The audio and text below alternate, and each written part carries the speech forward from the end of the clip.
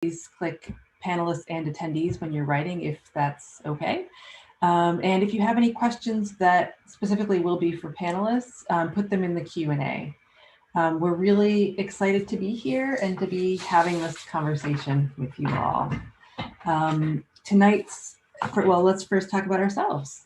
Please. I love talking about myself. My name is Melissa Giroux. I'm a co-founder of Embrace Race. I'm she, her are my pronouns, and I'm a multiracial woman, Black, white. I'm Andrew Grant Thomas. I'm also a co-founder, identify as Black or African American, and use he, him pronouns. Welcome, folks. And Embrace Race, for those of you who don't know, is a community of support for caregivers, parents, educators, all kinds of folks who are raising, mentoring, teaching kids who they want to be informed, thoughtful, and brave about race. And so we have lots of forums like this and invite on a lot of folks with expertise that we do not have. So tonight we're excited to be talking about racial socialization as resistance to racism. We've spoken about this, we've touched on this in other conversations, but specifically we're going to talk about the early years, 0 to 8, and how to use what racial socialization is and how to use it to raise anti-racist kids of all stripes. So we're excited to have that conversation. Andrew's going to introduce our first guest and get us rolling. And the other thing we want you to know is that this is in effect the first of a two-parter. So this one, as Melissa said, we're talking about, especially how adults, but especially parents raise, socialize young children racially. On the 13th of July, we'll be talking about the work that we as adults need to do ourselves in order to do the first part of that work well, right? So, and we're actually gonna have 3 guests today, but we start out with 1, and we'll invite the other 2 on later. Our first guest is Dalhia Lloyd. Really glad to have Dalhia, who has been dedicated to ensuring that early childhood systems and practices support young, diverse learners' optimal development and learning. She's been doing that work for 20 years. Dalhia is a family and community program specialist for the Buffett Early Childhood Institute, where she provides coaching and support to school-based family facilitators. Her research interests include racial socialization, implicit bias in early childhood, and sociocultural classroom interactions. Dalhia, welcome. Thank you. Thank you for having me. I'm excited to be here. Wonderful to have you. And Dalhia, we're going to start with you in the place we usually start, which is, in the folks who do this work, whatever this work is, all the work that we engage, it's almost always the case that there's a personal investment for our guests in the work. What is it about you that brought you to the work that you do? Yeah, so as long as I can remember, I have been really interested in the social construct of race and how that feeds into racism. And I would say that my personal life, my professional life, and the intersection of both of those have played a major role in what has brought me to this work. So in my personal life, I'm raising 2 children. I have a boy and a girl, and I've helped them both through navigating some racialized experiences. And sometimes there's experiences are the same, and sometimes they're different. For my daughter, I can recall having conversations about hair texture, skin tone, and body types. And for my son, I remember having conversations with him about staying close to me when we are in grocery stores, because I was afraid of how someone may view a little Black boy running around a grocery store, right? And so then in my professional life, I've been an infant teacher, a toddler teacher, and a preschool teacher. I've also been a director. In my role as a director, I've had parents come to me and say, hey, my child has reported these negative racialized experiences. What do I do? What do I say? How do I approach this? And so I leaned on my own experiences as a mother to be some type of guide in that conversation, because I didn't have the right answer either. I as a parent was trying to figure that out myself. And so I tried to just rely on that. But it was these experiences that really made me curious about how parents actually have these conversations with their children, right? Like how what does these conversations look like, and how do children respond, and how do parents then respond to how children are responding to those conversations. And so just thinking about what strategies can parents use to support their parenting, as they're tackling these issues. So it's those questions that have brought me to the work and keeps me in the work. Total sense. So I wonder if you could start us off by talking about, sort of defining racial socialization, racial ethnic socialization, and the different ways that the different strategies that sort of you see, or that in the literature, Yeah, about how parents do that or caregivers do that. yeah. So racial socialization is a process used to convey like implicit and explicit messages about the meaning of race, and then add in some strategies to cope with racism. And this process can happen in schools, in neighborhoods, and it happens in all families. It just may happen differently. The frequency may be different. The combination of strategies may be different, but it's there. Transmission can happen in various ways. So, it can be transmitted verbally, or it can be transmitted non-verbally. Non-verbally, an example of that would be, a child may notice how a parent's voice or their posture may change in the presence of someone that is racially different from them, right? The process is also, it could be direct or indirect. So a parent may talk directly to a child about recent protests, but the child may also overhear their parent on the phone talking about the protests. And so then they receive indirect messages that way as well. And then it's also bi-directional. So children are not just these passive recipients of racial socialization, but they also help shape what that racial socialization may look like. Earlier today, I saw a Facebook video, and I don't know how many others have saw it, but I saw a Facebook video of a 4-year-old Black girl who was getting her hair done. By who I am assuming was her mother. And while she's getting her hair done, she turns to the camera and she says, "I'm ugly." And so the mom turns to her, looks her dead in the face, and just filled her with affirmation. She talked about, Black is beautiful. You have beautiful chocolate skin. And, in that moment, the little girl was crying, the mom was crying, I was crying watching the video. But it was an opportunity for this mom to say, this is happening to my child right now, and this is how I'm going to respond to it. Racial socialization can also be proactive too. Parents can plan to have these conversations. I'm going to think through what I want to say and when I want to say it. And so it could also be a proactive thing. And so when I'm talking about the different practices that make up racial socialization, there are 4 different types of strategies or practices. And I'm going to give me a second here. I'm going to get that. I'm going to show you a slide of those different practices here. Yeah.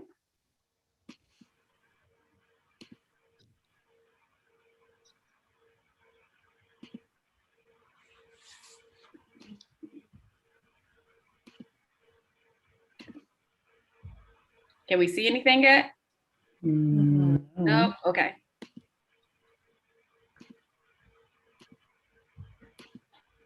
Oh gosh. I might be able to do it. Can you? Yeah. Yeah, if you want. For some reason, I'm not able to. Talk in. Yeah. Okay. All right. If you want to get those up for me.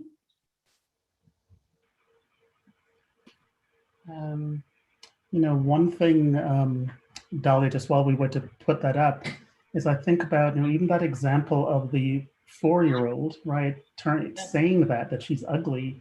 Yeah. But we so often assume that, especially with the young children, that all the messages they receive come from home, right, or from school, because it seems like they're in one or the other place, maybe in preschool or at home. This is clearly a case, almost surely a case where, not to say it didn't come from home, but it almost surely didn't come from her mom. Right. Right. Judging by that reaction. That's the thing people really need to take to heart. Yeah, I think it's really important that we understand, like when we talk about racial socialization, it's not just something that happens in families. It does happen in schools. It does happen in neighborhoods. You're receiving all kinds of messaging. I go back to when my daughter was 3 or 4 years old, and how, she had just taken a bath and she got out of the bathtub and was boo-hoo crying because she wanted to have long blonde hair, right? So I know I didn't provide those messages, and I tried to be really careful in what books she read and what dolls she had. I tried to be careful in that, but she still received some type of message about what beauty means in her eyes, right? Right, which is to say, by the way, right, it's not only, right, so racial socialization isn't only about how we come to understand our own identities, right, how your daughter comes to understand her Blackness, if that's how she's identified, but how she understands, perhaps whiteness, right, or blonde hair, and right, so other people's identities. Yeah, that's exactly right. So these are, the four big types of racial socialization strategies or dimensions that are in the literature. And so I'll go through these really quickly. Cultural socialization are practices that parents engage in to teach their children how to navigate cultural spaces and teach cultural pride, like through dance or movement or art. Preparation for bias are practices that parents use to help their children understand what racial bias looks like, and then some strategies to cope with it. Promotion of mistrust are practices parents use to teach their child to be cautious of interracial interactions. Now, this strategy is similar to preparation for bias in that it prepares for bias, but it differs in that it doesn't provide any type of strategies when faced with a negative racial experience. And then lastly, egalitarianism are practices that parents employ to teach their children that all people are created equally and that racism is not a problem. An example of egalitarianism is a parent that may encourage individual characteristics without any focus on their child's culture or group membership. And so those would be the four types of strategies that specific practices would go under in racial socialization. And as I mentioned earlier, these four practices, while they are distinct in their own right, there are moments where they may merge. And so you might have a parent who's practicing cultural socialization and preparation for bias at the same time. And so it's not that, a parent just practice one of these four things, but there might be some merging going on as well. And Dalhia, I just want to be super clear, so forgive me, folks, if I'm stating the obvious, but what we're saying is that all parents, all caregivers, in fact, empirically use combinations of these at most, maybe not every single thing they do, but most of what they do can be grouped under one of these four categories, and they may draw from these four categories in doing the work they do with their kids. Absolutely. And Dalhia, they may do it, ideally they're intentional, but we also as parents socialize unintentionally, right? Yep, absolutely. Yep. You're right. Yeah, so if you want, you could take that slide down now if you would like. And so a natural follow-up to that might be, right, what do we know, broadly speaking, what do we know about the effects of these, right? What does it mean to use one or the other or different combinations? And as you pointed out, they're also families with different identities, right? Not only racial identities, class identities, different circumstances. So the context in which these strategies are used presumably also has an effect on the impact they make. But broadly speaking, what's effective and what does it even mean to be effective, Dalhia? Yeah. So broadly speaking, there are some strategies, such as the promotion of mistrust that are linked to, negative child outcomes, such as, increase in behavior issues. But, luckily there are some that are linked to positive outcomes, like engaging in cultural socialization has been linked to children having higher self-esteem, higher academic performance and engagement, higher problem-solving skills, and a decrease in behavior. And so some examples of cultural socialization and how to support a child in that would be like going to the museum to learn about their history, or reading a book that shows the child not just their physical characteristics, but shows their lived experiences as well, right? They can see themselves in the book, or attending cultural celebrations, sharing family stories and traditions. These are all things that could help children have a strong racial identity and feel good about themselves. So it's really, another way to say that is sort of cultural empowerment, right? Yeah. Yes, that's really great. Yeah. Well, and it can be used. Can you give an example of, so you said that preparation for, preparation for mistrust, or maybe I always mix those two, but preparation for bias and promotion of mistrust. So promotion of mistrust can have negative outcomes. What about egalitarianism? It's interesting. All bleed red, Dalhia. Say that again. I'm sorry. We all bleed red. Yeah. Yeah. So what's interesting is in the literature there has been some mixed things that come up with egalitarianism at a younger age. Not so much, maybe at an older age, but at a younger age, there has been some mixed results. But we know that it is important that we help children understand and not be afraid to have conversations about race and racism, right? So we also know that, children are able to, I was gonna say see color, right? Children are able to see color at infancy. And by 3 and 4, 5 years old, they're able to use race in a thoughtful manner. And so there is, some mixed things out there about how egalitarianism is linked to positive or negative child outcomes. But I think it's really important that we recognize that children are indeed having these conversations, thinking about them, and we as teachers, as adults, caregivers, must be able to help guide those conversations with them. Mm-hmm. So let me ask a follow-up on that. I'm thinking about, right, these last 10, 15 years, I'm thinking about, of course, the first Black president, Black Lives Matter, Donald Trump, Charlottesville, all of it, right?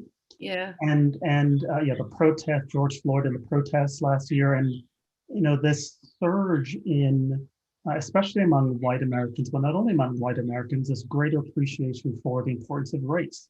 And even as we see, some things that would disturb us, certainly, you also see a lot more people, including parents, white parents, and all other parents, some larger share of those folks, I think, who are trying to raise their kids to really, as I say, value diversity, but even sometimes to go a bit deeper, to tell the story, more accurate story of racial history, racial equality, all this stuff. My question is, for those parents then who are saying, whatever our identity, I want to raise my children to value, children who look different than they do, right? To appreciate the difference, not just in how they look, but in their histories of how they're treated in this country and what the present looks like for them. I don't see that aligns with any of the 4 strategies you've described. Does that mean that has been done so little until now, if now, that it's not recognized as, a distinct strand? What do you say to that? That's actually an interesting question, because these 4 dimensions, I call them dimensions, while they are, one of the hot topics in the literature, I do argue that there are some other dimensions that maybe research has not tapped into yet, right? I think about like the social justice piece of parent conversation, like where does that fit in these four dimensions? And so yeah, I do agree that there's more to be done in this area. And I think that while, you know, there are people of color typically have had these types of conversations with their children for years and years. I think that the recent events that you've just mentioned has bubbled up some things that now a lot of parents, white parents, are talking about. You know, how do I have these conversations with my children? And I think there is a lot more to be done in that area as far as research and figuring out, like, what does that look like? What are those dimensions and strategies and practices? And then how does that relate back to child outcomes? So, and then Dalhia, what does that mean for, like you work with a lot of early childhood educators. What does that mean for an educator looking at their classroom? Like, what are the approaches that these socialization methods suggest they should take to affirm, you know, all identities in their classroom? Yeah. I would say one of the first thing is to acknowledge that that we in this society live by this construct of race, and to understand what that means for specific populations in your classrooms. I would suggest that teachers not shy away from the conversation if children are bringing up, you know, George Floyd or even the recent passing of Juneteenth, that, you know, these are conversations that you don't shy away from, that you engage in these conversations, and then you help the class with strategies on how do you become a, you know, social justice warrior. How do I stand up for my peer if I see something that is inappropriate or disrespectful? And so I think those are some strategies that teachers can use in their classrooms to help us move the work forward. Right. And is it, I mean, it seems like it would be important, the way I think about it, to do the cultural socialization or empowerment piece early, right? Sort of before you're talking about, before you're preparing for bias, really. Yeah. Yeah, that's that in the classroom. Yeah. That is really important. I think, you know, when you think about these four dimensions, that cultural socialization is one of the pieces that bubbles up for, you know, all people of color. Like, that piece is the part that bubbles up in helping children feel confident about who they are in their racial identity. So yeah, I agree that part is the most important part to start with, anyway, right? Yeah. But through like books and bringing in people from the community and that kind of thing. So we're going to bring on a couple parents as well to give some different perspectives to the conversation. Keeley and Ben, hello. So Keeley Bibins, two B's, is a passionate educator. She started as a pre-K teacher in a predominantly African-American Title I school. She's currently an educational facilitator for the Buffett Early Child Institute, where she provides on-site support, professional development coaching to elementary school leaders and teachers, pre-K through third grade. She is actually on here. She also works with Embrace Race quite a bit, leading with a co-facilitator the Color Brave community, and she's also going to be on a webinar wearing a different hat next time, so you'll hear more about Keeley. But today we're asking her to come on as a mother, and she is the proud mother of 3 young Black men aged 20 and 7. And 2 of the 3 young men are twins, biracial. The 7-year-old twins. Yeah. And we're so excited to be meeting Ben, who we've heard a lot about. Ben Heath is a proud father of 2 Asian white children, one of which has autism. Raising biracial children has opened his eyes to the realities of racial struggle in today's world. He's passionate about advocating for fair treatment for members of all races and those with special needs. He's actively learning about the best ways to explain race to his children, as well as having open conversations with them about their races. Welcome, Ben, and welcome, Keeley. Yeah, welcome to you both. And obviously, as we heard, especially in Ben's bio there, the race, their own, certainly the racial identities of their children are not incidental to how they are trying to raise those kids. We'd love to get a little bit of insight into how you're thinking about that. Let me start with you, Keeley. Hi, well, I'm glad to be here with this hat on, to be a parent and to talk about my boys. I will say that it's my conversations with my children about race has definitely evolved from when my 20-year-old was a child versus the two 7-year-olds, because there's a big gap there if we haven't noticed.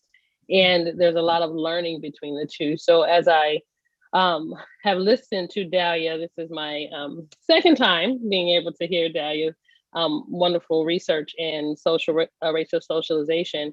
I try to identify like what kind of conversations did I have with my son as he was getting old, when he was younger, about his race. And I think then I was more of that preparation for bias with him, because of what I known. And I was a young mother and he was a young Black man. And some of the experiences that I had growing up as a child, and the fact that I even knew that I was having a Black boy, Black man, made me sick, physically sick, when I found I was having a boy, just because I knew some of the things that I had to start preparing him for, right? And so the conversations with him were more about preparation for bias, like know who you are, be strong, right? Those kind of people are going to try to challenge you. Some people are going to try to tell you who you are. Some people are going to try to make you seem less than, and so it's kind of like, it wasn't this love. It was kind of like, you need to, right? Do this, do that, and be prepared. So the conversation with him was much, much different. Like really sending him to school, and even having the conversation with some teachers. I think back about my son, and my son was very young and very articulate, very early, because I needed him to be able to tell me what happened at school today. I need to know what they said to you. What did you say? How did they respond? What did they look like when they said it? Because I need to know if I need to be his advocate and stand for him. So that's kind of how my 20-year-old and our conversation started happening about race. And then he, because of my former marriage, his siblings were biracial. So we start having, as he got older, we start having different conversations on, mommy, why are you not with my dad? Because you both are brown and their mommy is white, and you need to be with my dad, right? So that kind of started different kind of conversations with, I don't want my son to think it's okay to judge people. Love is love, honey. And so it kind of changed to that, I want to say, towards that cultural socialization just a little bit, because I wanted him to understand, be proud in who you are, but that doesn't make you better or make anyone less than you, right? So that kind of was the way we kind of had that conversation with him. Now, when I acquired the twins, it's a little different because one, as you can see, like I said, there's a gap, 13 years there. So then I had already became a pre-K teacher. I had learned different trainings. I had my eyes open to different ways children learn, way children acquire information. I had a classroom of my own. So starting to build a community with different children from diverse backgrounds. So I had a little bit more knowledge and understanding of things when the twins came. And so the twins, we started out with that racial socialization. It was really talking about, first of all, who are you? And I think I did it in a kind of lackadaisical way, because I was like, this is who we are, and this is our family, and we all look different, and you all look different. But there wasn't a time where they said that my twins, even though are biracial, were having racial identity issues. One twin told my older son, because my older son is really chocolate. He's a chocolate, beautiful young man. But anyway, I'm biased. He's a beautiful chocolate young man, but my twin told him, we heard him say, "That's why you're Black."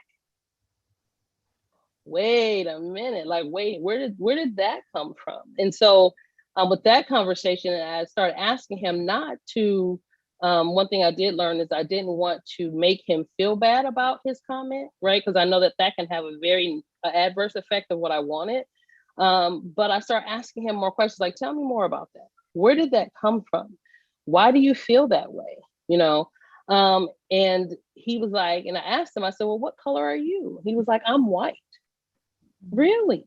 Right. And people who know me were kind of, I had this conversation. Even my niece was like, Aunt Keeley, like, what? You minored in Black history. Like, where's this coming from? And my niece was like, oh, that's it. We're doing Black history studies every week until you understand. And I said, no, we don't want to do that, because if we don't do it carefully, we can actually push him in another direction. Right. So we started to have more conversations. Instead of bringing that back up about that conversation, I started to be more intentional with the books that he was reading, the books that he was surrounded with, the story time, bedtime stories that we were looking at, some of the movies that we were watching as a family. And so I started to be more intentional in setting, kind of like what a pre-K teacher does. We set the environment so that he can learn from the environment, and we can start having those conversations through the environment and allowing him to explore and learn that way, and then continuing to have these challenging conversations.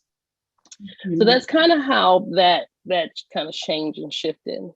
So Keeley, now I'm going to go to Ben here. Love to meet you, Ben, but I want to tee up a thing, which is this interesting thing of, so you have a young Black man in your house, a 20-year-old son, who, as you say, was socialized by you somewhat differently than the way you're socializing your 7-year-olds, but he's in a position now, right, to support the socialization of his younger siblings, and has been himself sort of politicized, right, in this time, again, from Obama, all the things I just mentioned, and I'm wondering how that looks, right? Or do you have somewhat different inclinations in what you share? But hold that thought. Let's go to Ben. And Ben, what do you? Tell us a little bit more about your kids and what's your thinking. Yeah, absolutely. So first off, thank you for having me. I'm happy to be here. As a father of 2 biracial kids, it's really important to both me and my wife that we raise our kids to be proud of both of their races. They aren't defined by one or the other. So at our house, that means we have dolls that are different races. We have dolls that look like them. We have Black dolls. We have white dolls. We really make sure that they're able to play with the different races and socialize even through their play, because that's where most of their learning is coming from. I have a 2-year-old and a 5-year-old. So on top of that, when we talk about reading books at night, or with my kids, it's reading books all day, to be honest.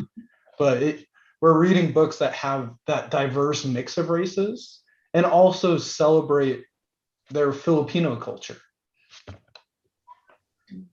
We want our kids to know that just the way somebody looks or sounds, that doesn't make them wrong. That doesn't make them bad. That just means they're different. They have unique experiences that they can share with them. And we're all people. And first and foremost, that's how we need to be treated. So from kind of socializing race, I have a couple examples that just come to mind. The first one is my son. He has autism. He's been going to ABA for the last 2 years. It's been hugely effective with him. But one day when he was about 4. I'm sorry, you used an acronym there. He's been going to. So ABA is Applied Behavioral Analysis, and it's a proven methodology that helps reinforce positive behaviors. And it's had a tremendous impact for him. It's all science-based, and it helps him learn what the right way to act, the socially acceptable way. We don't roar in our friends' faces, that type of thing. So he came home when he was about 4, and he came up to me and said, "Dad, why is Cameron's skin black?" Which was immediately followed up by, "Why isn't my skin black? I like the way it looks." It gave me a good opportunity to use an analogy he would understand. So one of his favorite cartoons is Pokemon. And we had recently watched an episode where there was a red Pokemon and a blue Pokemon. They were the same type, they just looked different.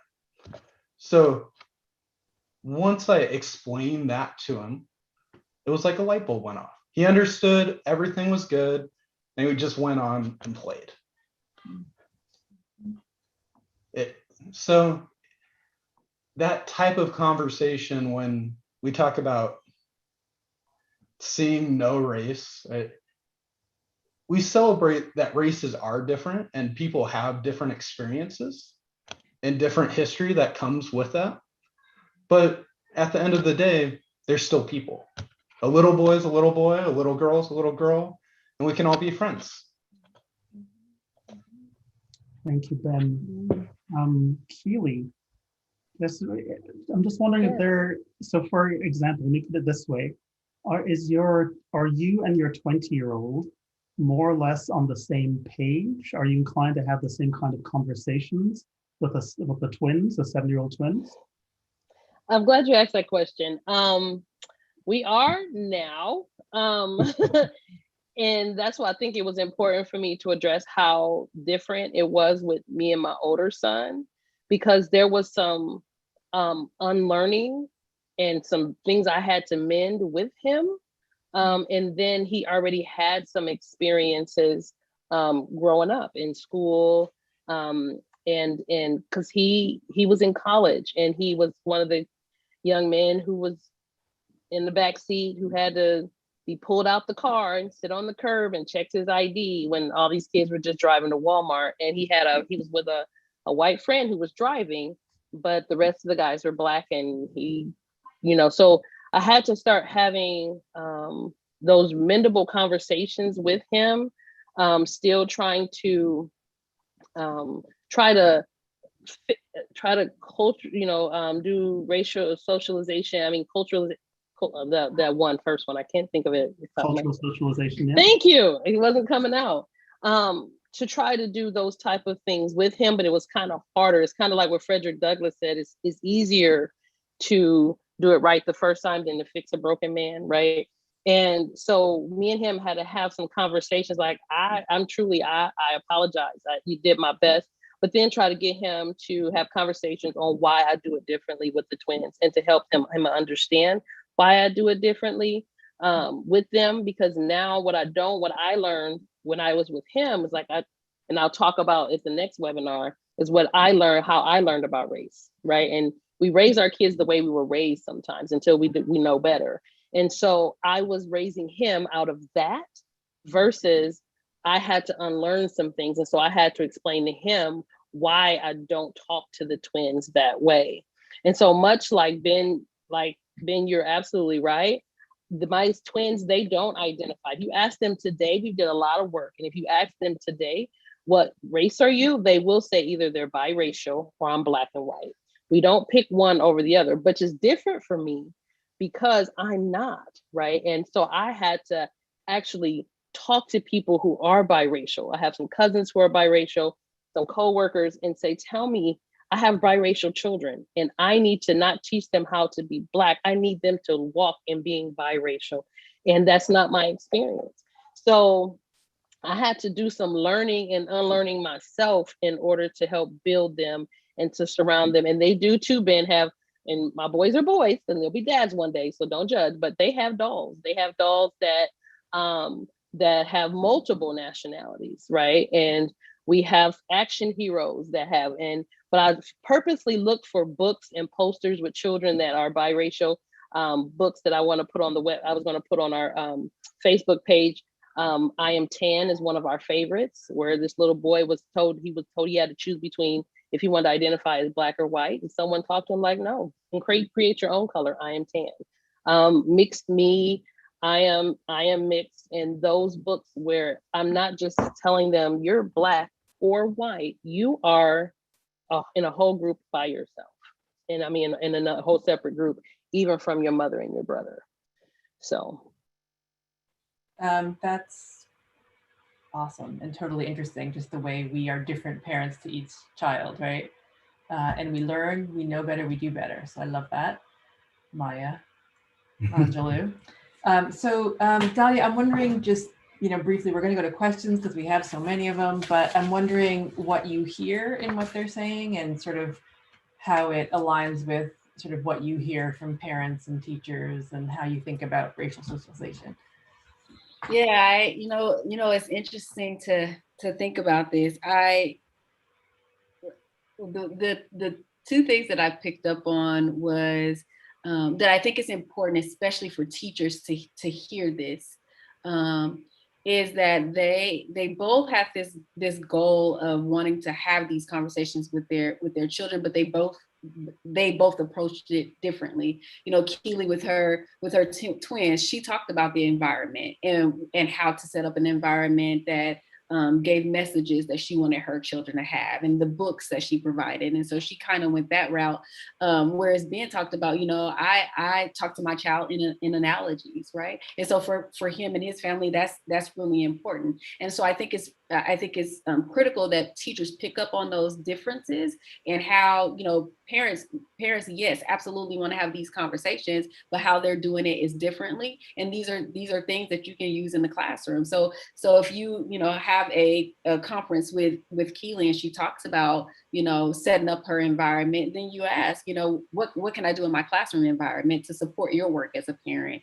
If Ben is talking in a conference about, I use a lot of analogies, tell me more about that. What analogies are you using? What can I use to support your parenting? And so I think those are a couple of things that I picked up on that I think is would be really interesting for teachers to have conversations with parents about. Mm-hmm. That's really helpful. We have several comments in the chat giving love to Keeley for supporting her boys with dolls. We're all for it.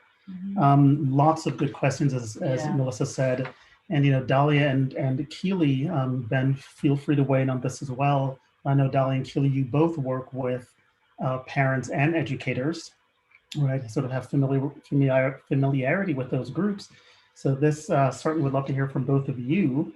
This is from Nick. Nick says, as a racialized kindergarten teacher who does anti-racist pedagogy, I believe it's critical for early year educators to share their pedagogy and process with the families of their students, right? Meaning to provide common vocabulary for discussions at home, at school, to open up a dialogue with parents when seeking advice, etc. Can you speak to this topic for both the educators and family members who are listening? So yeah, this idea of essentially getting on the same page. Dalhia, let's start with you and then come to you, Keeley, if you'd like.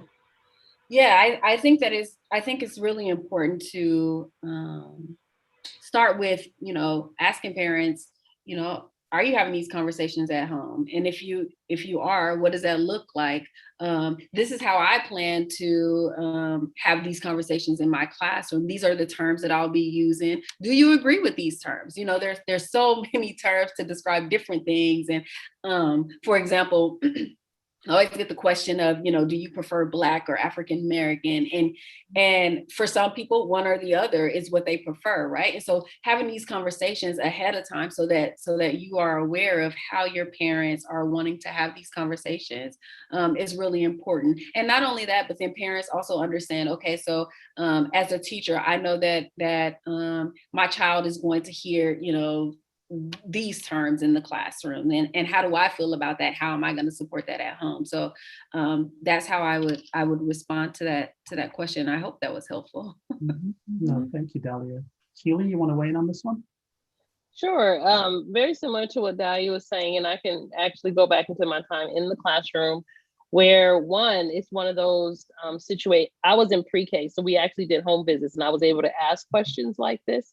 Ask family questions like, what is it that you would like to take from your home into our classroom?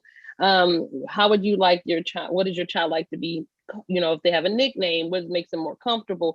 But also what we did too is when we did art, and we talked about people, I made sure that we had color toned markers. We had color toned color pencils. If we had crayons, it was skin tone color pencils, skin tone paint, and skin tone paper, so that we were able to put our hand. We didn't call each other by race, but we were not talking about race at the time, but we were definitely talking about putting your hand on the color. Which one matches you? Which one do you feel matches your skin? So when you draw your self-portrait, which one are you going to use, right? And then I did, because I worked in a Title I school. In 5 years, only had 2 white students, but I always saw faces. I had always every year between 5 to 7 white faces. So I always invited my parents to come look at this and to use it as a flag to start conversations with their children and how they wanted me to support that in the classroom. I remember when in preschool, when our kids were in preschool, we had a teacher who asked us, just the first question, Marcy Salo, was at a parent-teacher meeting was, so how does your family feel in this community? Do you feel like part of the community? How could we facilitate? And it wasn't a direct sort of race question, but it sort of invited us to talk a lot about our family culture and how we fit and didn't fit. And it was just a lovely start to that relationship. So that's just a suggestion on a question to ask. The question here, someone says, I suspect many parents have heard their child make comments about the color of someone else's skin or make presumptive comments based on the color of someone else's skin. Can you offer some advice or example scripts of how to use those comments as jumping off points to talk about race and anti-racism? I'm thinking of 3 to 5 year olds. So I'm thinking, Keeley, about what you said about not jumping on kids, but sort of how do you, what's the word that we were taught, sort of constructive correction or positive correction, you know? And actually, I wonder if we can ask Ben, because I think you have the youngest kids here, and I wonder if you've already had that experience. Ben's the most tired, probably. Yeah, absolutely. So there's been multiple times that my son has said things that just based on what he notices. Kids between that age are completely honest about everything. And it can be embarrassing sometimes, but it just leads to good conversations. And when he's asked me questions about why does that person look that way, I've always been able to take those and stop it. I remove emotion from the conversation and we just deconstruct what he's talking about. And we talk about, oh, well, everybody's different. Just because somebody, so I know we were talking about race, but for instance, somebody in a wheelchair. This person's in a wheelchair, just because they're disabled, that doesn't make them not a person. It means something happened and they can't walk like you and I. And as soon as we kind of normalize it and level set that conversation, we move on. It's just that opportunity to have the conversation. This is go ahead. Yeah, please. I would add to that that I think that it's important that parents encourage and allow children to, ask more questions and not to shut those questions down, right? So although you may feel like, I've answered this question and I've tried to explain why this person may be different from me or you, the child may have even more questions. And I think it's important that we say, just because I had this one conversation doesn't mean that it's going to end. They might go to school the next day and something else comes up. And so they're going to come back and ask you, 3 other questions. And I think it's important that parents stay open and willing to answer those questions. And one thing I wanted to add to that too, and to also what Ben was saying, is that one thing I had to do myself and encourage parents to do is take the embarrassment out of it, right? Because sometimes kids ask questions. Like my son, we were at a restaurant, a man didn't have a leg, right? And he was 5'6" at the time, so he's pointing, and I'm like, okay, would you like someone to point at you? We don't want to point. So he's like, but mom, what's going on with his leg? And I said, well, we've already talked about some people have special things, and he has a special leg, right? His leg is not all the way there, so it doesn't look like ours, but he's, that he just has a special leg, no different than mommy's special eyes, because I normally wear glasses. And so we've always talked about, differences and things like that. And he has what is called mastocytosis. So he has these brown bumps. And I'm like, would you like someone to point at you for your brown bumps? It's just what makes you different, right? And so normalizing those conversations and trying not to take the embarrassment out of it. So, because it's a learning opportunity, right? And that the man did come and compliment on me the way that I explained that to him. But I think it's sometimes we hush as educators and sometimes as parents, because we're like, we don't want them to hear, don't, because we're so embarrassed. But that actually keeps our kids from wanting to ask questions and learning if we kind of shush them. So yeah, like Dalhia said, encourage them to answer those questions. Yeah, thank you, Keeley. And here's another question that invokes or raises the possibility of shame. And really, it's one of the questions that we've gotten a lot in different forms over the years, which is essentially, how do you instill a healthy white identity, right? And perhaps, as you said, Keeley, with respect to your biracial, multiracial kids, this is a question from someone who has, they say, biracial kids who are part white. And as in your case, right, more and more parents are hoping that their children will be able to choose for themselves and be able to, and certainly to embrace, in this case, both parts, right? Both racial identities. But this person says, how do I instill racial pride about being white in them? The sad truth is that many white races come from a history of colonialism. I don't want to shy away from sharing this truth, but how can we best do that without sparking shame? Mm-hmm. Yeah. Dalhia, can we go to you for any thoughts on that? And of course, Ben, Keeley, if you want to weigh in, please do. Yeah, I think oftentimes when we are having conversations around race and how to have these conversations with children, or how to have these conversations in the classroom, there's this automatic assumption that this equates to white identity being a bad thing. And I think that it's important for teachers and parents to understand that when we're talking about anti-racist racism in the classroom, is not to say that white identity is a bad thing. We're talking about and thinking about systematic power and privileges that are at play, right? And so it's okay. We want white children to be proud of who they are, just like I would want a Black child to be proud of who they are. I would hope that a white child doesn't feel embarrassed or shamed or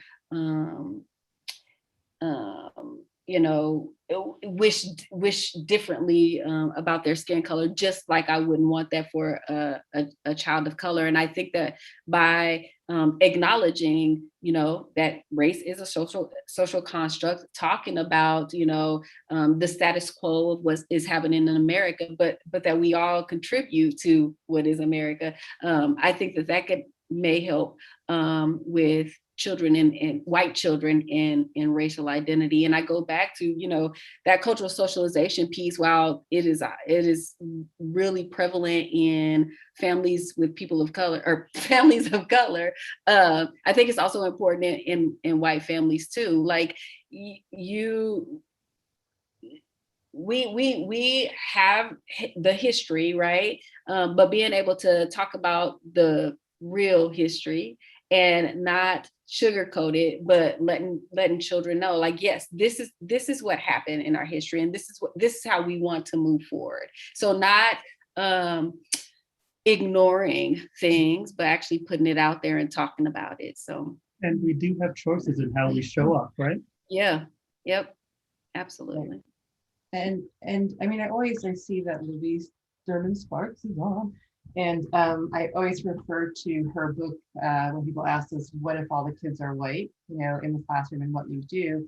And, you know, white, as you were saying, is a construct, right? But we all, those of us who are white or part white, have, you know, cultural, ethnic, you know, we're not, like in my case, it's French Canadian, right? So then there's a history there, and there's sort of not great things done and great things done. And there are individuals we can point to who were on the right side of justice, just as there are today. So so that question always kind of surprises me. Like, how do we raise white kids to be proud? You know, because there are a lot of examples that we should just unearth of people also doing great things, and again, looking at those specific histories as opposed to white, right? Yeah. White is something that's supposed to divide us. It's a construct. So, do you want to ask a question? So, and then we have a question for you, Dalhia. Do you think there are interactions or an intersection points between cultural socialization and social justice dimensions? Absolutely. So for me, so from a social justice perspective, if I am taking my child to a protest, right, they're gonna be probably they're gonna see signs that talk about, you know, I'm going to say from a Black perspective, they're going to see signs that talk about Black Lives Matter. They're going to see signs that talk about, you know, Black is beautiful. And so those are some cultural socialization messages that they're getting while at this protest. And so that's how I kind of see it merging. But then I also think that there's this piece where affirming someone's racial identity gives them the courage to speak up. Right. And so if I feel comfortable in who I am, then I'm more likely to not be afraid or shy away from having conversations about race and racism. And I hope that, you know, as I've raised my children, that I've planted those seeds in them through some cultural socialization, that, you know, I'm confident in who I am. I'm confident in the things that I do. And when I'm faced with the bias, I'm going to rely on those and challenge some of those biases. You know, this is this will be relevant to all of you, and you've certainly more than touched on this, right? So this question of well, I'll just read this. How does one balance the desire to offer very young children a positive sense of racial and cultural identity and positive views of diversity with the need to begin to talk about prejudice, colorism, bullying, and racism? Now, we talked earlier about, right, cultural socialization, about a sequencing of things, right? Cultural socialization, cultural affirmation, right? Affirmation of identity, you know, hopefully bolstering our young people before we dive deep, perhaps in doing that very, very early, before we dive deep into, you know, the really harder things that might otherwise make the child feel threatened, you know, isolated, at risk. And I wonder, you know, we also know that there will be a lot of people who are watching or not watching who will see this at some point, who will say, my child is 5, 7, 12, and I haven't actually done that work. And that, by the way, includes children of color, right? Or parents to children of color who haven't done that work necessarily, or to the extent that they might have done. And, you know, and Ben, I'm looking at you too, right? So, right, we know, of course, just in the last year, not only George Floyd's murder, you know, murder of largely Asian American folks in Atlanta, and a lot of harassment of Asian Americans. So what do you do? What do you say to those parents who say, gosh, I haven't done that work, or I'm not confident that I've done it enough, and yet this thing is in the news, right? What do I say to my 5-year-old or my 7-year-old when, again, I haven't done the work, but this is happening, and even if I don't say it, I'm concerned that, you know, he, she, they may hear from others and be exposed. Keeley, I know that you're going to come in last time and didn't get a chance. So do you want to speak to this? Sure. That's a really good question. And something has been posed to me working in one of the schools, and one of the community volunteers said something that was very eye-opening for me, is when he said, before we get to talk about racism, this is already happening. but we also got to build their confidence within themselves. So, and I don't think that, I mean, and this is in a school that goes up to 6th grade. So even though we might have kids who may not have had that conversation, it's time to surround them with people who they feel supported by, saying, even if they can create a space where you can talk about whatever's on your heart, and we can have a relationship to the point where even if something scary does happen or they run into something like watching this, they can bring that to someone, whether it be a school or parent, and they will address those fears and have those conversations, but still at the same time build that child up and secure them in who they are. And us to try to be very, I think this is where that school parent partnership really comes in, because that child is really going to need some really strong supports around them, whether they go home and be supported and have that person to say, this is how I'm feeling and it's okay not to be okay, and I'm here, or they go to school and they have that same person. But at the same time, we're building, yes, you are, but that doesn't take away from you being strong. It's all about people making choices. It's not everybody. Unfortunately, this is happening in our country. And then asking them, what do you think about it? And really helping them process through what's happening around them. Thank you, Keeley. Ben, and then Dalhia, we're going to give you the last word. And unfortunately, we're right at time, so it's going to have to be short. I'm going to ask you even specifically, Ben, your children are very young. I think you said the older one was almost 5. Have you and your partner said anything about the harassment, ill treatment, violence directed against Asian Americans? So we've had a lot of conversations between my wife and I, which means that my kids have gotten it through proxy, but we haven't had those direct conversations. And I'm listening to this question and I'm listening to Keeley, and I think now is the perfect time to have that topic. The opportunity is there, and it's never too late to start talking about it. As Keeley said, it's all about having a safe place to have the conversations, and whether that's home or school, but I would hope that home is going to be a place where my kids always feel safe and where we can talk about whatever we need to. Mm-hmm. So with my 5-year-old getting ready to start kindergarten in a couple weeks, we've been thinking about how do we go from what we've been talking about, where getting him to accept all races, to now he's going into kindergarten where he'll deal with the question my wife did, which is, what are you? And give him the confidence to answer that question, and also be ready for any bullying that might happen. Ben, thank you. I have to tell you, not only look like your mom, but you have her speech patterns, which is cracking me up right now. Mom Darcy and Dalhia, I will give you the last word.